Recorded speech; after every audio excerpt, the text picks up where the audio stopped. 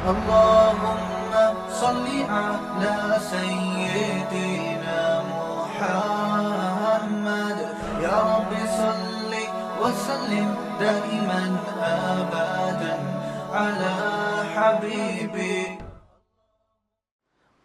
اور پھر اللہ نے نوح علیہ السلام کا تذکرہ کیا، پھر اللہ نے سلیمان اور داؤد علیہ السلام کا مختصر تذکرہ کیا، اور پھر اللہ نے ایوب علیہ السلام کا تذکرہ کیا. وَأَيُّوبَ إِذْ نَادَىٰ رَبَّهُ أَنِّي مَسَّنِيَ الضُّرُّ. حضرت ایوب علیہ السلام بہت طویل عرصے بیمار رہے ہیں، بہت شدید تکلیف میں. اللہ فرماتے ہیں گڑ گڑا کے اللہ سے دعائیں مانگی، اے اللہ مجھے مصیبت پہنچی ہے، انت ارحم الراحمین، تو سب سے زیادہ رحم کرنے والا. دیکھو اللہ کا ہر ایک کے ساتھ معاملہ دوسروں سے مختلف. اگر یہ بیماریاں، ٹینشنیں، پریشانیاں اللہ کے عذاب ہوتے تو پیغمبروں کو ملتے ہی. حضرت ایوب کی تو زندگی کا بہت بڑا حصہ کس میں گزر گیا؟ بیماری میں. اور اسی بیماری میں آپ کے بچے بھی بچوں کی بھی موت ہو گئی. تو اللہ فرماتے ہیں آتیناہ اہلہ، ہم نے ایوب کو جب شفا دی تو ان کے گھر والے بھی ان کو دے دیے، اور اس جیسا اور بھی ہم نے ان کا خاندان بڑھا دیا. اس سے یہ بھی پتہ چلتا ہے بھائی فیملی اللہ کی بہت بڑی، بولو نا، نعمت. پیغمبر کو کیا ضرورت بیوی بچوں کی، تو اللہ سے ان کا اتنا گہرا تعلق، لیکن اللہ نعمت کے طور پہ بیان کر رہا ہے. اب اس کی تفسیر میں علماء کا اختلاف ہوا ہے کہ اس کا مطلب کیا ہے. یا تو وہ مر گئے تھے اللہ نے زندہ کر دیا، یا اور کوئی دوسرا خاندان بڑا دے دیا، اولاد میں خوب اللہ نے ان کے برکت دے دی. تو قرآن سے پتہ چلتا ہے کہ بڑا خاندان، زیادہ بچے، یہ اللہ کی طرف سے آزمائش نہیں ہے بلکہ اللہ کی طرف سے نعمت ہے. یہ پیغمبروں کو آزمائشوں کے بعد ملی ہیں یہ چیزیں نعمت کے طور پر. اللہ فرماتے ہیں وَأَدْخَلْنَاهُمْ فِي رَحْمَةٍ وَذَنُّونِ إِذْ ذَهَبَ مُغَاضِبًا. اور مچھلی والے کا بھی تذکرہ کریں، انہیں بھی ایک پریشانی آئی تھی، وہ اللہ سے ناراض ہو کے چلے گئے. یہ قرآن کی ایک اصطلاح ہوتی ہے، اللہ سے کوئی بھی ناراض نہیں ہوتا. اور کیا قرآن کہہ رہا ہے فَظَنَّ أَن لَّن نَّقْدِرَ عَلَيْهِ، یا یہ بھی ہو سکتا ہے قوم سے ناراض ہو کے، غضبناک ہو کے کہ میری قوم ایمان نہیں لا رہی ہے. فَظَنَّ أَن لَّن نَّقْدِرَ عَلَيْهِ، یہ سمجھ بیٹھے کہ جیسے ہمیں ان پر قدرت ہی نہیں ہے. حضرت نوح علیہ السلام یونس علیہ السلام اپنی قوم کو تبلیغ کر رہے تھے. جب مایوس ہو گئے نا تو حضرت یونس کو لگا کہ اب ان پر عذاب آئے گا اور یہ ہلاک ہو جائیں گے، تو اللہ کے خوف سے بستی چھوڑ کر نکل گئے. اللہ کے علم میں یہ بات تھی کہ جب یہ قوم عذاب دیکھے گی تو توبہ کر لے گی. یہ قوم عذاب دیکھے گی تو کیا ہوگا؟ دوسری قومیں تو عذاب دیکھ کے بھی مذاق اڑاتی تھیں. قوم عاد نے کیا کہا تھا؟ پیغمبر نے کہا کہ یہ بادل ہیں جو پتھر برسائیں گے. انہوں نے کہا نہ بادل پتھر تھوڑی، بارشیں ہوں گی، مزہ آئے گا، انجوائے کریں گے ہم. وہ کہہ رہے ہیں عذاب آ رہا ہے، وہ کہہ رہے ہیں نہیں. تو قرآن کہہ رہے صرف یونس علیہ السلام کی واحد قوم ایسی قوم ہے جس نے جب عذاب دیکھا تو فوراً اس نے کیا کر لی؟ توبہ. ابھی عذاب کا کوڑا برسا نہیں تھا، عقل مند لوگ تھے اور یہ ڈر گئے تھے کہ پیغمبر ہمارے درمیان نہیں ہے، کوئی اب مسئلہ نہ ہو جائے. تو اللہ نے ان سے عذاب کو دور کر لیا. پھر اللہ نے حضرت یونس کی گرفت کی کہ آپ میری پرمیشن کے بغیر بستی چھوڑ کر نکلے کیوں؟ تو پھر قرآن اپنے انداز میں ڈانٹ لگاتا ہے. تو اس کا یہ مطلب نہیں ہوتا کہ وہ نافرمان تھے یا واقعی اللہ کا ان پہ غضب ہوا، ایسا کچھ نہیں ہے. یہ اللہ کا جلال ہے نا، اللہ کا انداز، کلام کا انداز ہے. اللہ فرماتے ہیں یونس یہ سمجھے اللہ نقدر علیہ کہ ہم ان کو پکڑ ہی نہیں سکیں گے. حالانکہ یونس ہرگز ایسا نہیں سمجھے. اگر وہ ایسا سمجھتے تو وہ تو اسلام سے خارج ہو جاتے نا. لیکن عمل سے ایسا لگ رہا تھا گویا وہ یہ سمجھ رہے ہیں کہ ہم ان کو پکڑیں گے نہیں اس پہ. تو اس لیے علماء ان آیات کی تعویل کرتے ہیں دوسری آیات کی روشنی میں. یہ آیتیں اپنے ظاہر پر نہیں ہوتی. تو اللہ فرماتے ہیں پھر کیا ہوا؟ سمانگ لگانی پڑی. اور وہ کیسے؟ یونس علیہ السلام جب گئے نا تو کشتی میں وزن زیادہ ہو گیا اور کشتی ڈوبنے لگی. تو وہاں لوگوں نے کہا کہ کوئی شخص ہم میں ایسا ہے، کوئی غلام اپنے مولا کی پرمیشن کے بغیر بھاگا ہے تو قرآن اندازی ہوگی، جس کا نام آیا اس کو سمندر میں چھلانگ لگانی پڑے گی تاکہ دوسرے لوگ بچ جائیں. تو نام کس کا آیا؟ یونس علیہ السلام کا. کیا آزمائش ہے یار، ساری زندگی تبلیغ کی ہے بھائی. یعنی میں آج کل دینداروں کی بات کر رہا ہوں کہ جو نماز پڑھتے ہیں، روزہ رکھتے ہیں، کہتے ہیں یار ہم تو اتنے نیک لوگ ہیں، نہ کبھی پرسوں کیا ہوا میں آپ کو دلچسپ واقعہ سناؤں. میں کسی کام سے صدر کی طرف رات کو جا رہا ہوں 2 بجے، راستے میں ہوٹل میں ہم نے کہا کہ چلو کھانا کھاتے ہیں، بھوک بہت سخت لگ رہی تھی، کھانا نہیں کھایا ہوا تھا. تو ہوٹل میں جب میں بیٹھا تو ایک صاحب آئے، گھنٹہ انتظار کیا نا میرا انہوں نے کہ یار آپ کھانا کھاؤ تو میں نے آپ سے ایک سوال پوچھنا، اور بڑی عقیدت میں نے کہا چلو بیچارے اتنی دیر سے بیٹھے ہوئے ہیں، کھانا ہم نے تسلی سے کھایا، آ کے مجھ سے ملے، السلام علیکم. وعلیکم السلام، خیریت سے ہیں جی؟ الحمدللہ. بڑی خوشی ہوئی. میں نے کہا ماشاء اللہ. کہتے ہیں ایک سوال پوچھنا ہے آپ سے. یہ کوئی غیبت کی بات نہیں ہے، نہ کوئی اس میں کہ ٹینشن کی بات ہے. مجھے کہنے لگے کہ میں ساری زندگی ایمانداری سے میں نے ملازمت کی ہے، کبھی کسی کا 1 روپیہ نہیں دبایا، لیکن میرے پاس اتنی غربت ہے کہ میرے پاس گھر جانے کا کرایہ بھی نہیں ہے. تو یہ ایماندار لوگوں کے ساتھ ایسا کیوں ہوتا ہے؟ اور مجھے اس سوال کا صحیح جواب چاہیے. میں نے کہا بھائی بعض دفعہ ہوتا ہے، اللہ کی طرف سے آزمائش ہوتی ہے، عموماً تو ایسا نہیں ہوتا، ایماندار لوگوں کے مال میں اللہ برکت دیتا ہے، لیکن کبھی کبھار اللہ کی طرف سے آزمائش بھی آتی ہے اور بے ایمان لوگ ترقی بھی کر جاتے ہیں. پھر میں نے مثال دی سابق صدر کی. میں نے کہا ایمانداری کا عالمی ریکارڈ قائم کیا ہے، مگر آپ دیکھو پیسہ ہے کہ آیا ہی چلا جا رہا ہے. آئے پوری اسٹیل میں 1 چمچ اسٹیل کا کھا سکتے ہیں آپ؟ ہیں بھائی 1 چمچ ہم اسٹیل کا چبا نہیں سکتے، اور بعض لوگ پوری اسٹیل ملیں کھا گئے ہیں. تو میں نے کہا دیکھو یہ تو اللہ کی طرف سے. مجھے کہتے ہیں جواب درست نہیں ہے. کہتے ہیں آپ کے جواب سے میں بالکل بھی مطمئن نہیں ہوا. پھر میں نے یہ بات ان کو سمجھائی. کہہ رہے ہیں آپ کے جواب سے میں بالکل مطمئن نہیں ہوا، السلام علیکم آپ جا سکتے ہیں. میں نے کہا بھائی میرے پاس تو یہی جواب تھا، وعلیکم السلام، اپنا خیال رکھیے گا. خیر انہوں نے مجھ سے معذرت بھی کی کہ اگر آپ کو تکلیف ہوئی تو معذرت چاہتا ہوں. تو یہ ہمارے ہاں بہت سے دینداروں میں ہے کہ ہم نماز بھی پڑھ رہے ہیں، ہم تو ایمانداری سے نہ کسی کا دل دکھاتے ہیں، نہ یوں کرتے ہیں نہ یوں کرتے ہیں، پھر بھی آزمائشیں آ رہی ہیں. تو بھائی یونس علیہ السلام کو دیکھو، ساری زندگی تبلیغ کی ہے اور نکلے بھی اللہ کے خوف سے. یعنی اس لیے نہیں کہ تبلیغ چھوڑ کے معاذ اللہ بھاگ رہے ہوں، بھائی اللہ کا عذاب نہ آ جائے. تو اللہ کا عذاب تو ایسی چیز ہے کہ اس سے تو بھاگنا ہی چاہیے. لیکن نتیجہ کیا نکل رہا ہے؟ نام کس کا آ رہا ہے قرآن اندازی میں؟ حضرت یونس کو تو سوچنا چاہیے تھا کہ اللہ جب میں تیری ساری زندگی میں نے تبلیغ کی ہے اور اب عذاب آ رہا ہے تو میں بھاگ رہا ہوں، تو کنوینس کا انتظام کس کے ذمہ ہے بھائی؟ اے اللہ کم از کم بائی روڈ کا انتظام کر دے، یا بائی ایئر کا انتظام کر دے، یا شپ کا کوئی انتظام کر دے. یہ انتظام تو تیرے ذمہ. اپنے کرایہ خرچ کر کے میں کشتی میں بیٹھ رہا ہوں اور وہ کشتی کیا ہو رہی ہے؟ ڈاماڈول ہو رہی ہے. تو اس وقت ان کو خیال آیا ہوگا کہ کشتی میں ڈوبنے کا خطرہ ہے، کوئی بات نہیں، دوسرا کوئی بندہ یہاں سے اترے گا، ہم تو بچیں گے کیونکہ ہم تو اللہ کے پیغمبر اور بہت نیک. عجیب بات، کسی کا نام نہیں آ رہا. نام بھی کس کا آیا ہے؟ یونس. تو اب جب نام آیا تو بھی اللہ سے شکایت نہیں کہ یہ کیا ہو رہا ہے میرے ساتھ. کنوینس کا اللہ نے کوئی انتظام بھی نہیں کیا پراپر ہے بھائی، اور ایسی کشتی میں بٹھوا دیا جو اب کیا کر رہی ہے؟ ڈوب رہی ہے. اور اللہ نے تو مجھ سے بڑے بڑے وعدے کیے تھے. اور اب اتنے درجنوں لوگوں میں نام کس کا آ رہا ہے؟ میرا. کچھ بھی نہیں ہے. چلو سمندر میں چھلانگ لگائیں گے، کوئی پھٹا وٹا مل جاتا ہے، کہیں تیر کے آدمی چلا جاتا ہے، کچھ نہ کچھ دیر تو زندہ رہتا ہے نا. ادھر سمندر میں چھلانگ لگائی اور مچھلی منہ کھول کے کھڑی ہوئی ہے، لے بھائی مچھلی کے پیٹ میں. لیکن ایک حرف شکایت کا نہیں آ رہا. قرآن ہمیں یہ سب کیوں بتاتا ہے؟ اللہ سے اچھا گمان رکھو، ہر غلطی اپنے کھاتے میں ڈالو. ہر غلطی نہیں بھی ہو تو بولو میں غلط ہوں.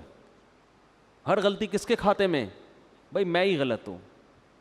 مجھے یاد ایک دفعہ ہم جب چھوٹے بچے تھے نا، اس وقت تبلیغ والوں میں بڑا جوش ہوتا تھا، اب بھی ہے لیکن وہ والا جوش رہا نہیں ہے. وہ بڑا جوش ہوتا تھا بھائی. وہ جب 3 دن کی جماعت آتی تھی نا، پورے محلے کو ہلا کے جاتی تھی. وہ ہر ایک کو لے کے، کوئی گٹر کے ڈھکن پہ بیٹھے ہوئے اس کو سمجھا رہے ہیں، ادھر لے آ کے چائے پلا رہے ہیں. بڑا اب بھی ہے لیکن ظاہر ہے جو چیز شروع میں ہوتی ہے اس میں جوش زیادہ ہوتا ہے. تو وہ بہت محنت تھی. تو کیا کہہ رہا تھا میں؟ نہیں مچھلی کی بات، ہاں.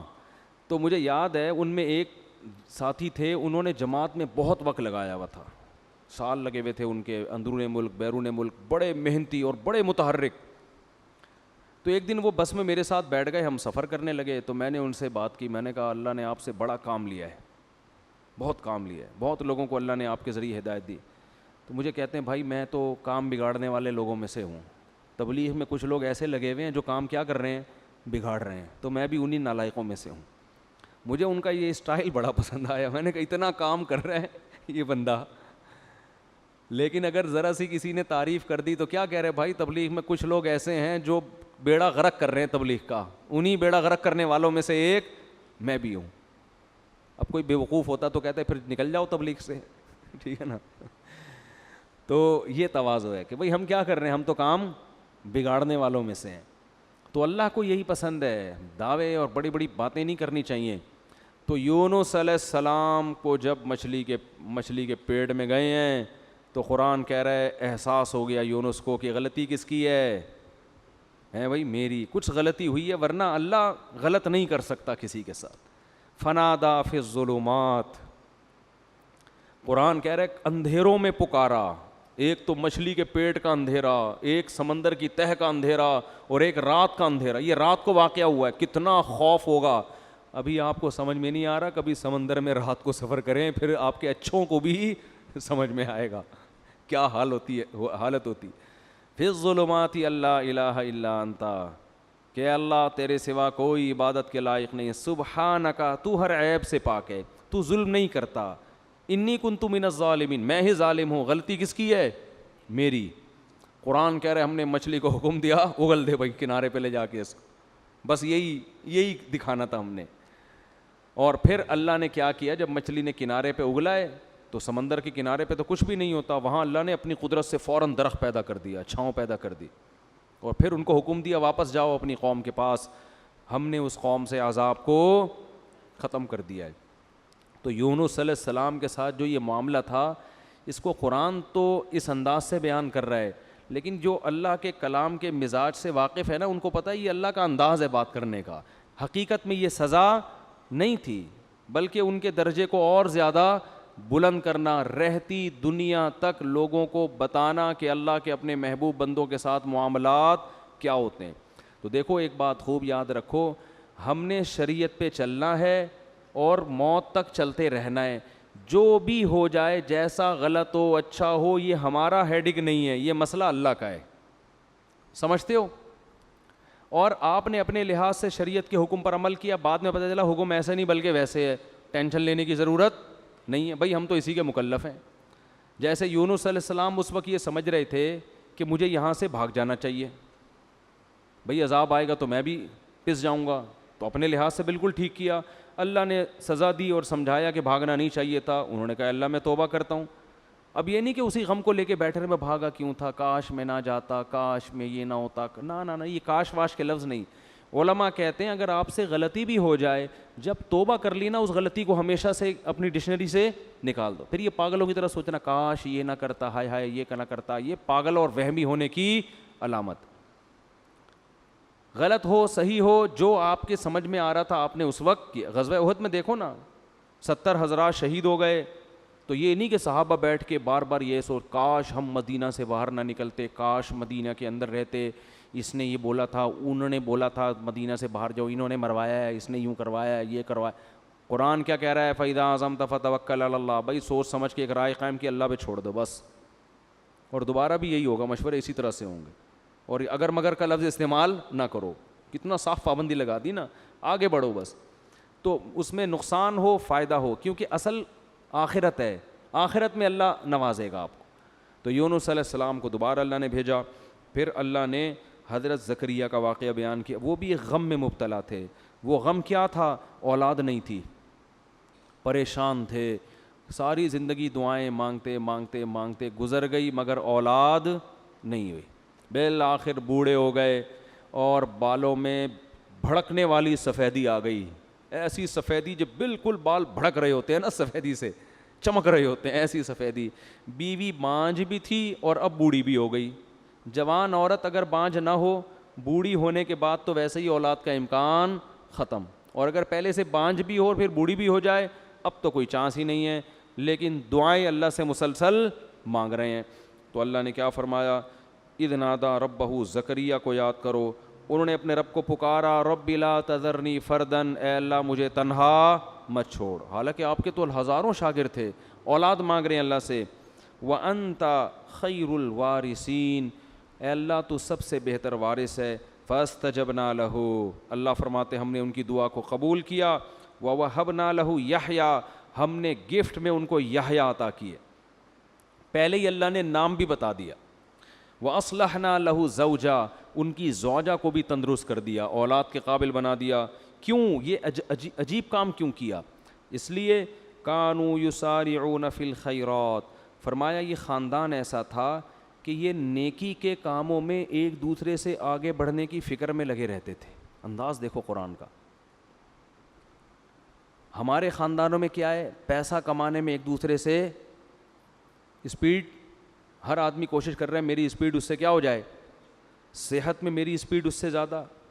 جم میں جب جاتے ہیں تو ایک دوسرے کے ڈولے دیکھ کے کہتے ہیں کہ میرے اس سے, وہ جو ٹریننگ دینے والا ہوتا ہے اس سے کہتے ہیں, اشارہ کر کہتے ہیں اس سے ڈبل ہونا چاہوں, ڈبل 1-2 مہینے بعد مجھے اس سے ڈبل کر دو. کسی کی فٹنس دیکھ کے کہتے ہیں کہ اس کی کمر نظر تو آ رہی ہے, میری ایسی ہونی چاہیے کہ CID والے بھی تلاش کریں تو ان کو نہ ملے. تو ہم فٹنس میں, صحت میں, دولت میں, ان میں کیا کر رہے ہیں آگے. اگر یہ اللہ کے لیے ہو تو پھر تو ٹھیک ہے, لیکن اللہ کے لیے ہے نہیں نا, مسئلہ تو عیاشی کے لیے. تو اللہ فرماتے ہیں زکریا, ان کی زوجہ اور یہ جو خاندان تھا, یہ نیکیوں میں, خیر کے کاموں میں ایک دوسرے سے آگے بڑھنے کی کوشش کرتے رہتے. حضرت شیخ الحدیث مولانا زکریا رحمۃ اللہ علیہ نے اپنی آپ بیتی میں لکھا ہے کہ ہمارے گھر میں اتنی عبادت کا ماحول ہے کہ ہماری بیٹیاں, بہویں تلاوت میں ایک دوسرے سے مقابلہ کر رہی ہوتی ہیں. رمضان میں تہجد میں ایک دوسرے سے مقابلہ ہوتا ہے. تو یہ جب تک یہ سوچ پیدا نہیں ہوتی نا, انسان کوئی کارنامہ سر انجام نہیں دیتا. ہمیں یاد ہے جب جاگنے کی راتیں آتی تھیں, ہم چھوٹے بچے تھے, تو مسجدوں میں ہمارے مقابلے ہوتے تھے, کتنی رکعتیں کون پڑھے گا. ابے اس نے 50 پڑھ لی, ہم کہتے ہیں ابے ہم 100 پڑھ کے دکھائیں گے. اب یہ مقابلے بھی گھروں میں بھی, یہ مقابلے ختم. اب اسکور کون PUBG میں زیادہ بنا رہا ہے, اب مقابلے اس میں ہو رہے ہیں. تو آج بھی الحمدللہ ایسے علماء موجود ہیں جن کے گھروں میں تلاوت کا معمول اور عبادت کا معمول. تو اللہ فرماتے ہیں یہ لوگ نیکیوں میں, صدقات و خیرات میں, نمازوں میں ایک دوسرے سے سبقت کرتے تھے. وَيَدْعُونَنَا رَغَبًا وَرَهَبًا, یہ جملہ جو ہے نا یہ پہلے سے بھی زیادہ اہم ہے.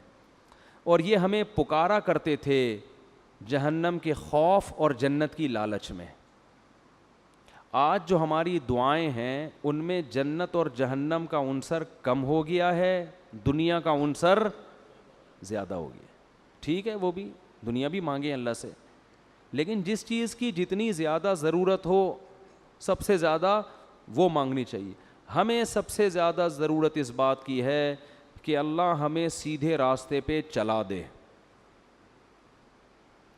دنیا تو گزر جائے گی جیسی تیسی, تبھی حدیث میں یہ دعا آئی ہے, لا تجعل مصیبتنا فی دیننا, اے اللہ اگر کوئی مصیبت ہمارے مقدر میں لکھی ہے نا تو وہ دین میں نہ آئے, دنیا میں آ جائے. وہ نہیں آ رہی بات.